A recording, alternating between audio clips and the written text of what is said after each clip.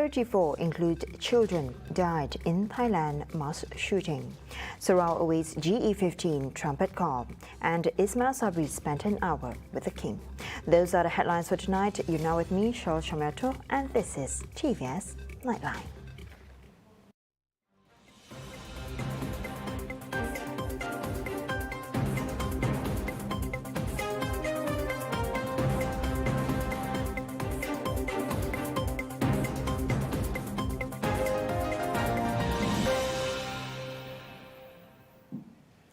A mass shooting happened in Thailand on Thursday when 34 people were killed, including children, at a daycare center. Thailand police said the horrible attack was done by a former policeman who was dishonorably discharged due to drug-related reasons.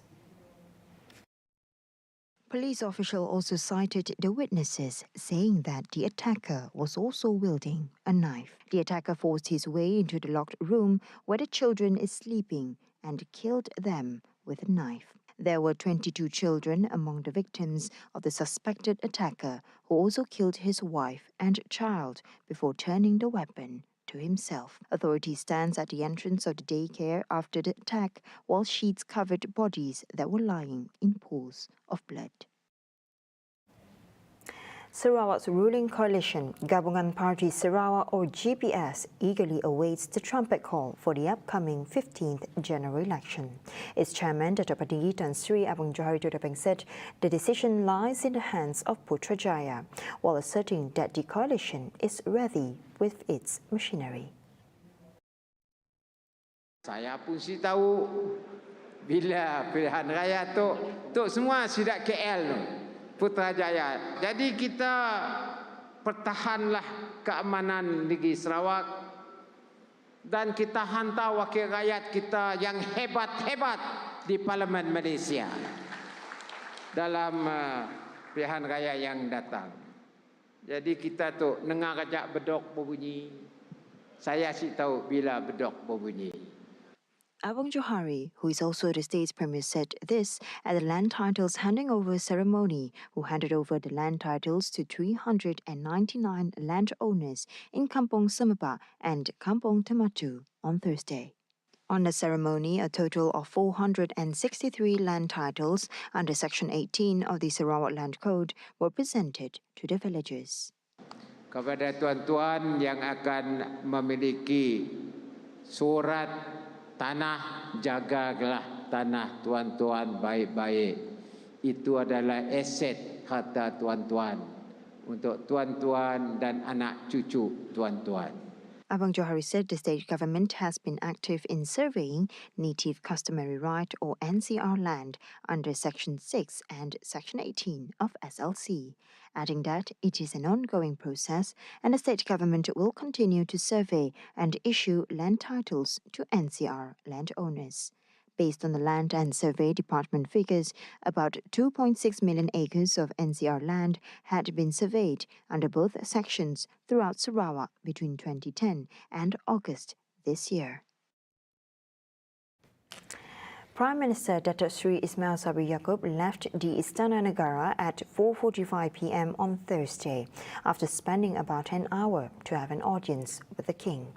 Earlier, it was speculated that Ismail Sabri would seek the King's consent on the proposal for the dissolution of Parliament to pave the way for the 15th general election.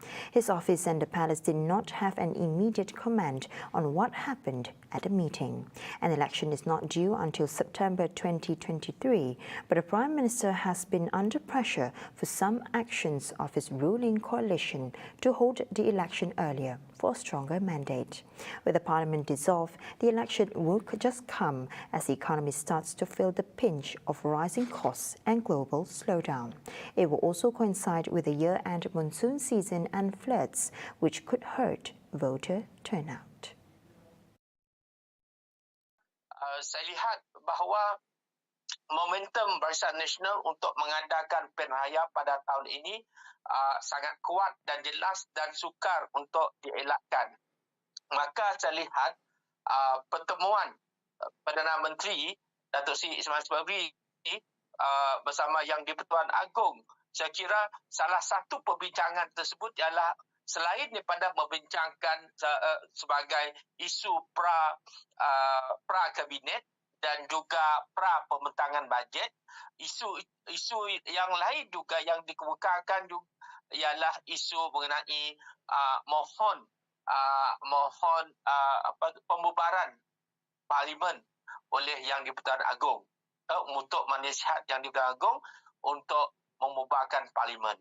Saya kira ini dijangka berlaku dalam masa terdekat ini.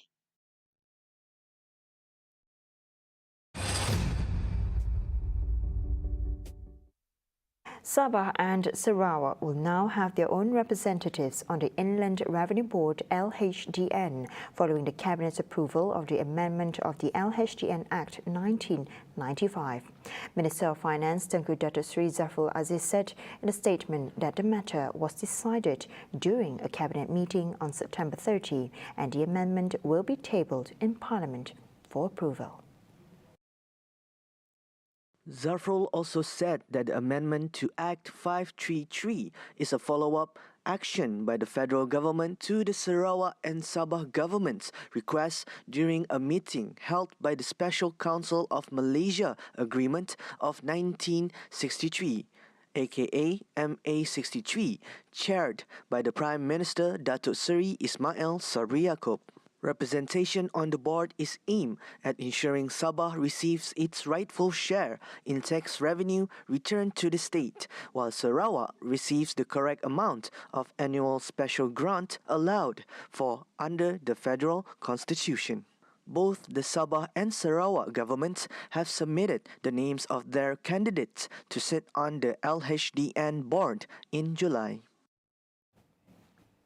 Following this decision, Chupong Assemblyman Fazruddin Abdul Rahman welcomes the move made by the federal government, which is mandated in the Intergovernment Committee Report 1962, where Sarawak must be represented on the Inland Revenue Board. As enshrined under the Malaysian Agreement 1963, this act is in the spirit of equal partners, where Sarawak as well as Sabah have full knowledge of the nation's financial standing. This would then allow Sarawak to claim the appropriate amount of special grants based on the rights and laws under the Article 112 subsection D of the Federal Constitution. GPS, through its participation in the federal government, has pushed for the state rights under MA63 to be returned. As such, is a testament to YB Fazruddin Abdul Rahman's team's commitment, devotion and obligation to restore eroded states' rights. This latest success is a milestone achievement by the Sarawak government. Fazruddin, who is also the chief political secretary to the Premier, calls on to the people of Sarawak to continue to work with the GPS state government led by the Premier Datuk Patinggi Tan Sri Abang Johari Tun Openg to pursue the return of other eroded states' rights to Sarawak. The United States has reiterated its commitment to strengthen relations and wants to cooperate with Sarawak in regards to energy and climate change. During his courtesy call on Thursday, U.S. Ambassador Brian McFeeters said there were some issues that were raised and discussed with the Premier of Sarawak, Dr. Patinggi Tan Sri Abang Johari Tun Openg. McFeeters said that he and the Premier also talk about partnership programs as the U.S. is active in a number of youth exchange and educational programs here in the state. The U.S. ambassador is also expected to meet state officials who work on forestry and energy, as well as Petroleum Sarawak Berhad or Petros officials. He also took the time to spend about an hour at the Borneo Cultural Museum to learn more about Sarawak. He was received and guided through the museum by the Sarawak Museum Department Director Tazuddin Mohtar, Head of Museum Service Division Yasmin Khalid Nicole, and all of the staff. McFeeters is also expected to have a round-table session with the local media on Friday, talking about the commitment of the American Embassy in supporting Sarawak on issues such as climate crisis and renewable energy. Meanwhile, Sarawak's very own hydrogen-powered car and a prototype of an electric bicycle, also powered with hydrogen energy, was among the vehicles being tested by McPheeters during his visit to Sarawak Energy Office early today. Apart from that, McPheeters, along with his delegates, also visited the hydrogen energy plant. He then visited Pustaka Negeri Sarawak, which on the ground visited the American corner as efforts made by the state government to enrich science, technology, engineering and mathematics, as well as digital literacy made especially for Sarawakians. By the end of his visit, McPheeters was also present at a roundtable session with a total of 20 university students from private and public institutes. Coming up right after the break, Sarawak should take critical step forward as food exporter. Government mulls possibility of sentencing council. Right here on TVS Nightline, stay tuned.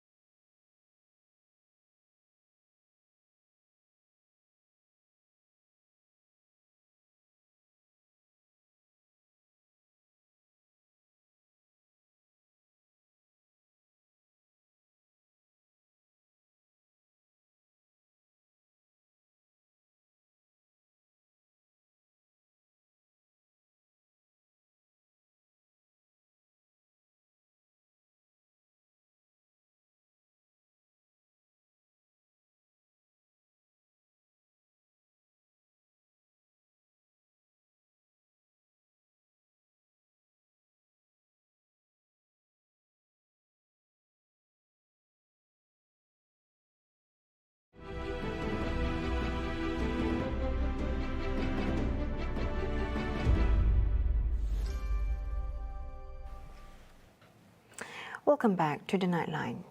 As world food crisis becomes a concern, agricultural food production in the state needs to be equipped with technological advancements.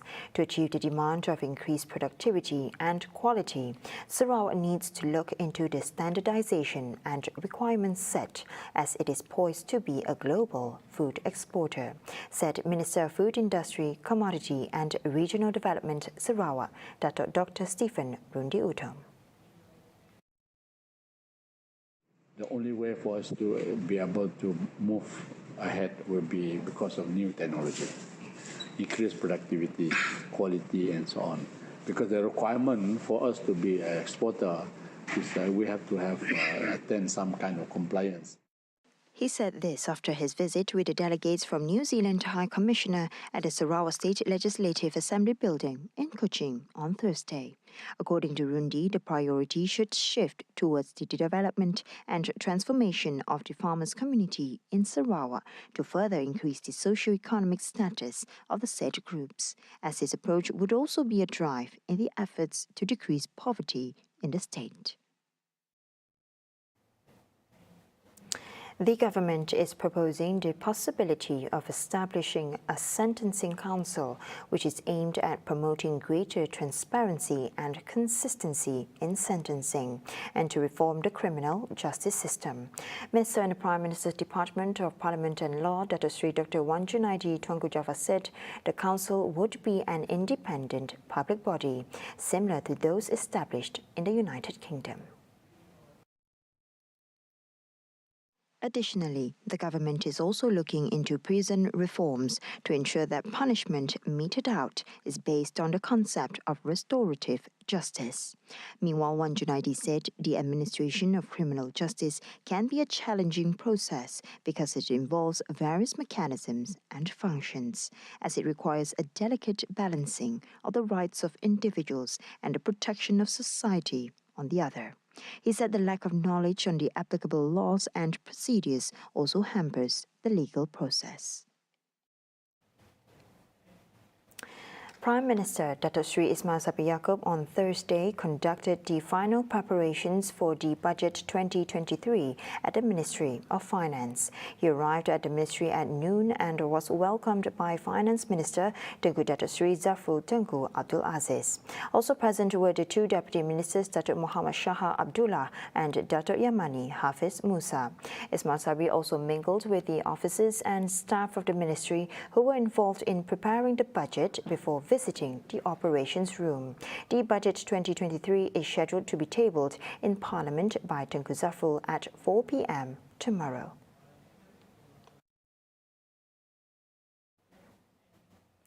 The first phase of installing lockers in primary schools with 2 sessions is expected to be completed at the end of this month. According to Senior Education Minister Dr. Razzie Jidin, the installation of these lockers, which will be done in stages involving 626 schools nationwide for students in Year 1 and Year 2, was one of the 7 initiatives by the Ministry of Education to deal with the issue of heavy school bags. Previously, the MOE announced 7 initiatives to address the issue of heavy school bags, including implementing timetable reorganization, limiting the number of practical books, and using the Teaching and Learning Platforms (PDP) approach. To ensure the heavy bag issue does not crop up again, Razzie said his team will ask the school inspectorate to monitor the situation to ensure the 7 initiatives are adhered to as best as possible. He also urged parents and teachers to cooperate to ensure students receive the benefits of this initiative to lessen their burden. Razzie also expressed his gratitude to the Department of Islamic Development Malaysia, or JAKIM, who agreed that national schools' uniforms be used for Quran and Fardu Kafah classes.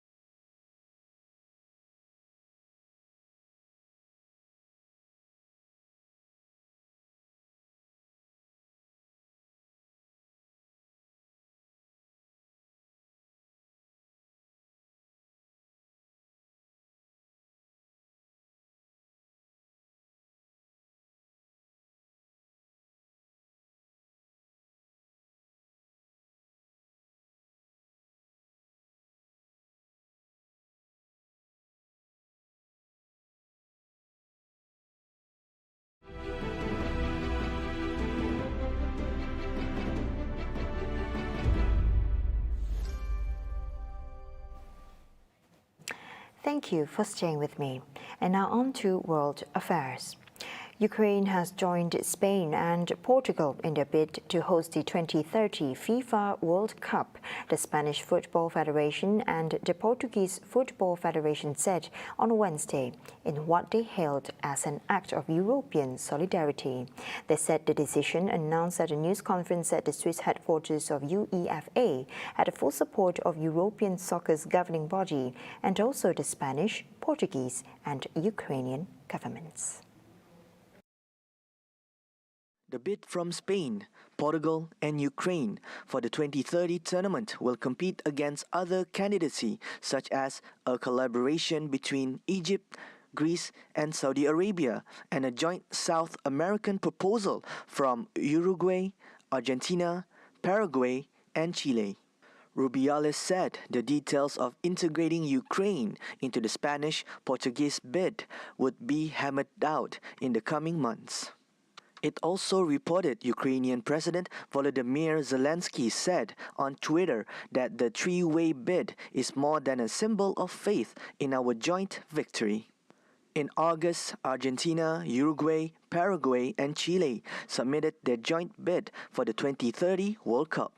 Egypt, Greece and Saudi Arabia were in talks to co-host the tournament as well. The 2026 World Cup has already been awarded to Canada, Mexico and the United States. Oil prices rose on Wednesday, October 5, building on gains in recent days, as OPEC Plus agreed its deepest cuts to production since the COVID-19 pandemic, despite a tight market and opposition to cuts from the United States and others. The 2 million barrel per day or BPD cut from OPEC Plus could spur a recovery in oil prices that have dropped to about $90 from $120 3 months ago on fears of a global economic recession, rising U.S. interest rates and a stronger dollar. Oil had been rising this week in anticipation of the cuts. In August, OPEC Plus missed its production target by 3.58 million BPT as several countries were already pumping well below their existing quotas. Meanwhile, Russian Deputy Prime Minister Alexander Novak said on Wednesday that Russia may cut oil production in order to offset negative effects from price caps imposed by the West over Moscow's actions in Ukraine.